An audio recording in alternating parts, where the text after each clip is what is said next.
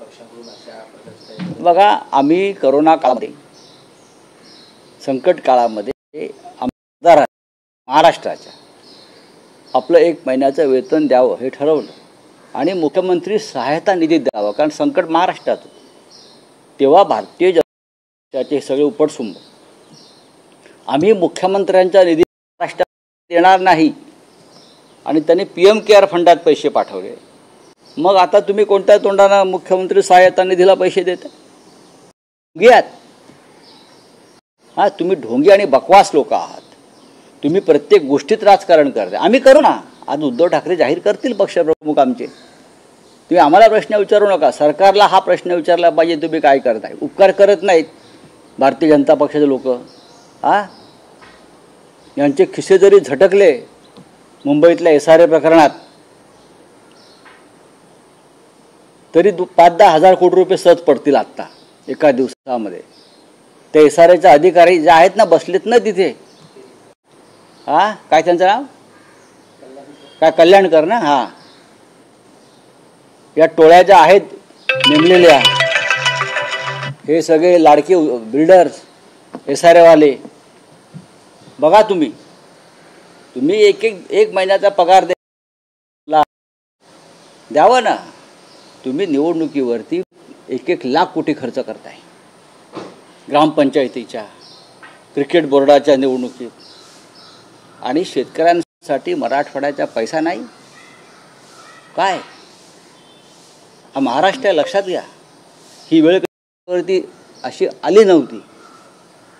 वारंवार मराठवाड्यात आणि वेदना येतात. थँक्यू, धन्यवाद.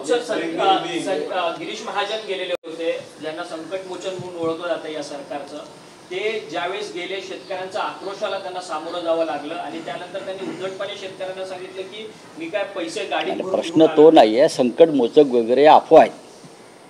ते आमदार खासदार फोडण्यापुरते आणि आमदार खासदारांना पैसे देण्यापुरते संकट मोचक असतात. शेतकऱ्यांना द्यायची वेळ आली का भाजपचा प्रत्येक नेता हा पाठ दाखवून पळून जातो. गरिबांना द्यायची वेळ आली काय संकट मोचक नसतात, मग हे दरोडेखोर असतात.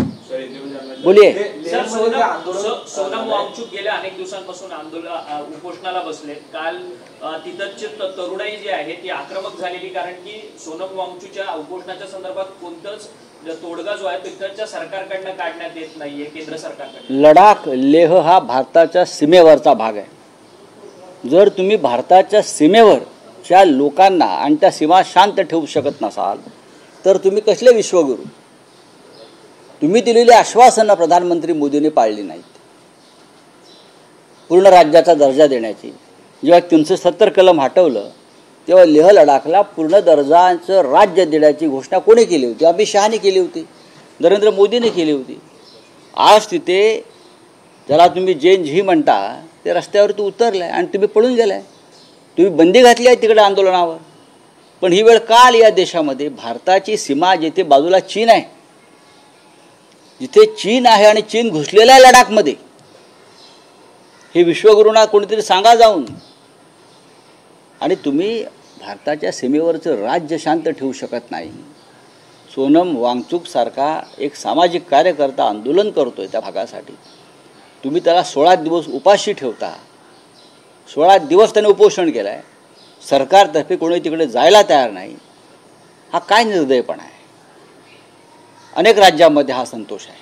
निशिकांत दुबे म्हणतात की कुठेतरी या सगळ्यांना झेंझी लोकांना आक्रमकतेकडे घेऊन जाण्याचं काम राहुल गांधींनी केलेलं. राहुल गांधींच्या विधानांमुळे नाही. मग ठीक आहे, केला असेल ते चुकलं काय?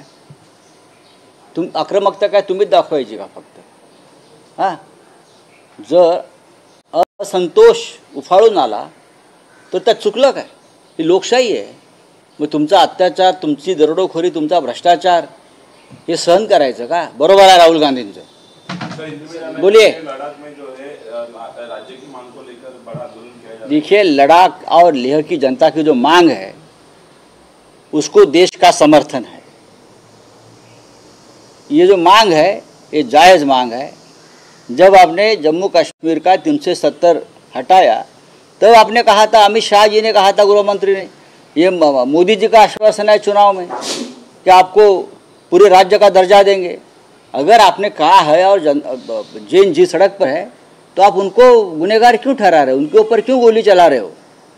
ये भारत के सीमावर्ती राज्य है, खास करके चाइना बॉर्डर है, वहाँ की युवाओं को आप शांत नहीं कर सकते, उनका आप समाधान नहीं कर सकते। आप काहे के विश्वगुरु, काहे के? जनता आक्रामक है, जनता के मन में असंतोष है तो बाहर आ जाएगा। आप उनको दबा नहीं सकते, गोलियां नहीं चला सकते। चलिए, थैंक यू वेरी मच। मुख्यमंत्री